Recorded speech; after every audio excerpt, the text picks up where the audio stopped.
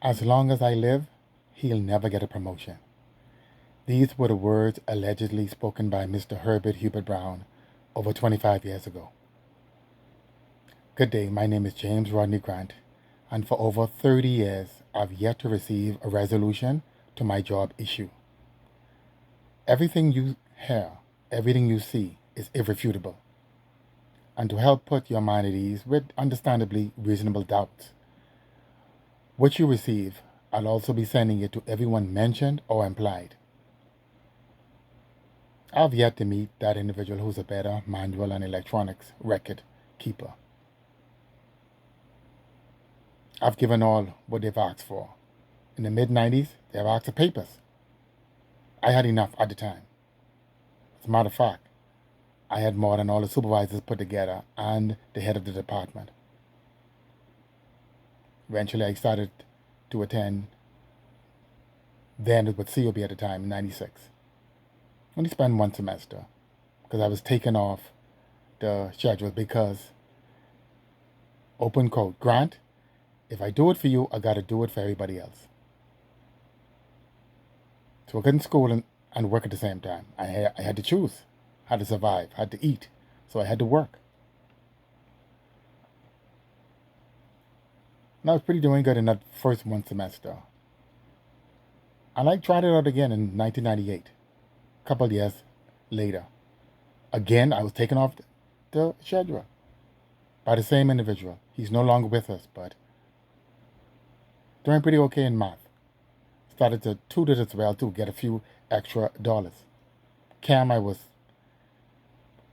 maintaining my A plus in math, and English prep. I was always worse in English, but I had sufficient papers at the time. They asked for the annual appraisal report. How you doing with that, Mr. Grant? Where you at with that? Only one I ever remember taking. And out of the top point of 4, I got 3.5. Commendations, Mr. Grant. Commendations. Where are your commendations? Yes, I have a vast amount of commendation. Electronically, of course. Manually, of course. Vast amount. They asked for more productivity, Mr. Grant. Over 30 plus years. My political party, quasi government, I've been giving them all of myself, my service, my time, my energies, my effort. Service. They asked for me to, actually direct me to counseling. Over 25 plus years I've been going to counseling now. My next appointment is next week, I think. Long story short, early 2000s, I wrote the Queen of England after having written my supervisor all through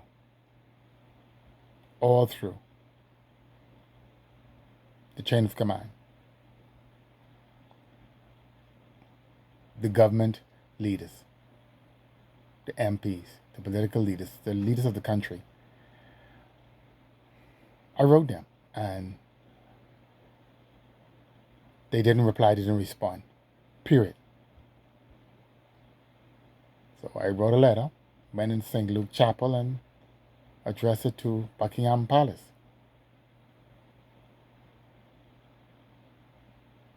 Later on, at the time, the Governor General, Sir Orville Turnquest, gave me a call home, and we had a near 10-minute conversation. So,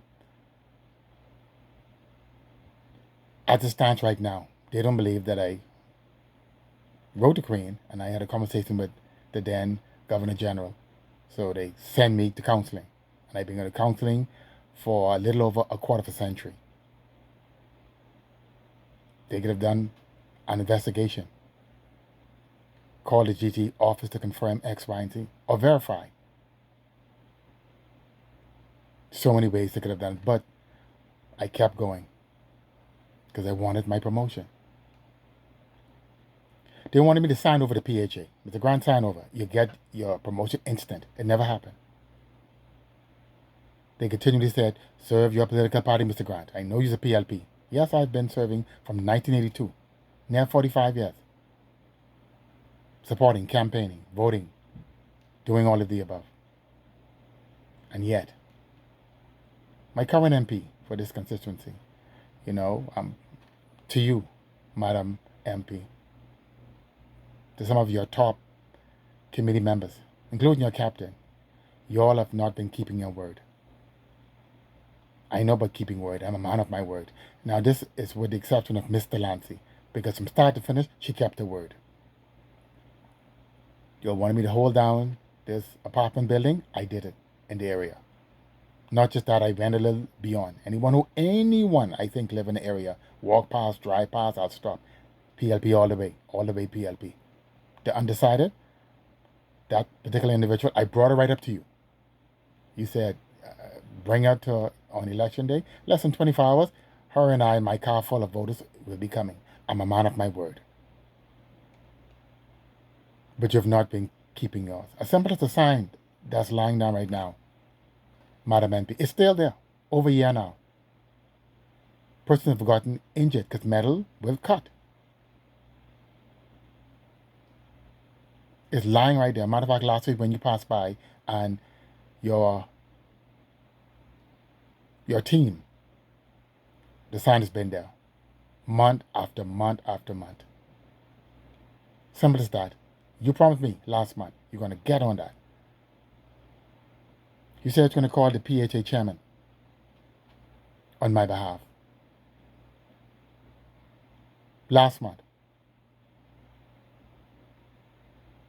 Like you did many other times on person's behalf, you called directly the PHA chairman. Current. You did it before. Many occasions. Certain individuals. Last week you did a drive-by. You spent 35 plus minutes with my good neighbor, and you just drove past your constituents. We were outside just waiting. And when you just drove, not a horn blow, you had an entourage. You had scooters, you had your big van, not a horn. Of course I took up for you. I'm like, she is very busy. They start saying you're selective, who and who not. Very selective. They were saying you could put the window down, just wave, blow your horn. Had a representative. The 1st of April this year, one of the individuals here passed away. He died while saving a life. I call his name to you. We spoke, Madam MP. You appeared to have, recognized the name.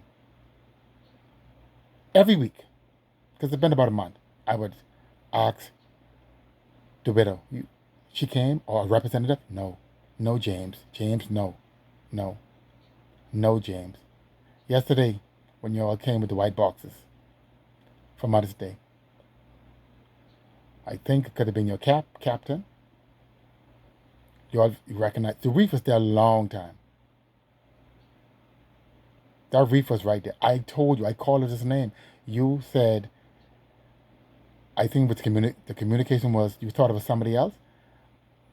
I specifically said he lives in the unit, the building that I live in. How is it possible to have two full names of the same individual that lives there?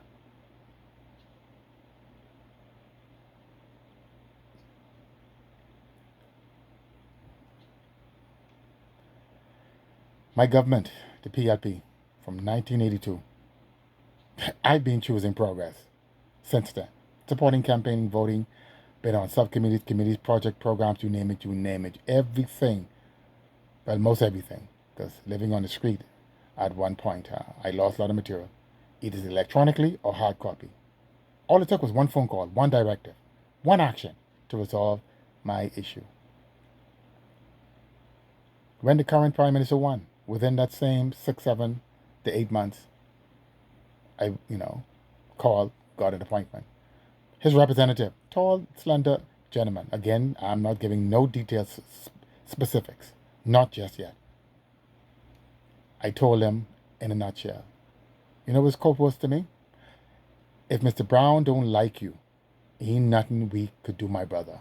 That's just the way it is. During the COVID, the current Deputy Prime Minister was there for me. Because normally times when we're not in power, everybody and their mother, top government, once was MP or vying to be MP, you could talk, you could communicate. He assisted me with 2 big bags of grocery. We had a good conversation. Last month, I went to the headquarters when, we all were there doing our thing, how we do it, to confirm his cell number. I've been communicating, no word, none whatsoever. 2015, my MP Davel, Dr. Davel, good communication. We weren't part of the time, and some things were said. Words were said. I could go on and go on. Fort Charlotte, I could go on and on. Centerville, I could go on and on. Words were said. Decade after decade. They weren't kept. 30 years. 30 years attending, rallies, grill and chill. It wasn't about the food and the music. Yes, it was about the food. But for the most part, it was to support and serve you, PLP. Of course, as a means to resolving my situation. PLP, please remember me when we win tomorrow with record-breaking numbers.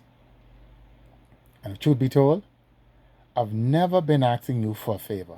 I only wanted you to fairly treat me in my situation, my matter, based on my own merit. On the morning of January 8, 1996, I went into St. Luke Chapel at PMH and manually wrote a letter requesting for promotion to obtain additional funds for my education. Now, 30 years, 4 months, 3 days later, I'm simply requesting that you justly resolve my job-related matter so I can honestly, I don't even know what to say because this spot is blank here, according to my script. I don't know how I'm going to feel, honestly, but I believe it's going to feel better than how I've been feeling for these last plus 30 years. PLP all the way. I guess I'll see all at the polls in short order. I've never gotten to complete my education. Never. I literally live on the streets for 2+ years. I just got up from the last place I work at, the department to say, under PHA, and I went home and I just started walking. Depressed. Didn't lack much. I had family who loved me. I just couldn't take it. I'm like, I couldn't deal with it for all those decades. 2+ years. I have an estranged only child for over 20 years. This, my PLP, has affected my entire life, to the core of it. It doesn't matter how much I pray, read the Bible, attend church, listen, play gospel music, watch motivational videos, and eat a lot of food. There's always been a part of me that was void. Useless, I felt, worthless, unhuman. Because how is it possible, year after year, decade after decade, out of thousands of people I've reached out to, no one has been able to resolve my situation?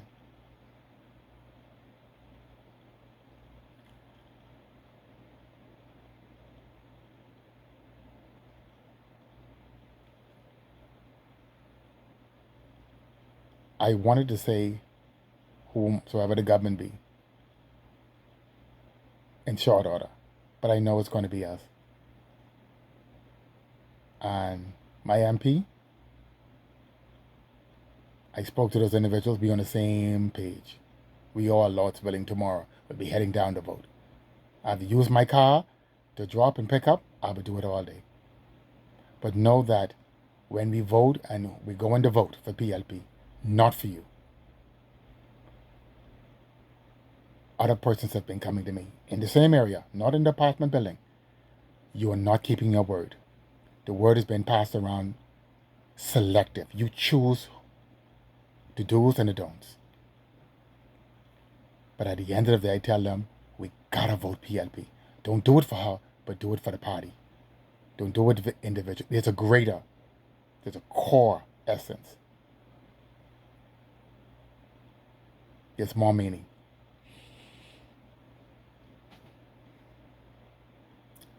Over and out. Y'all be blessed, be safe, God be praised.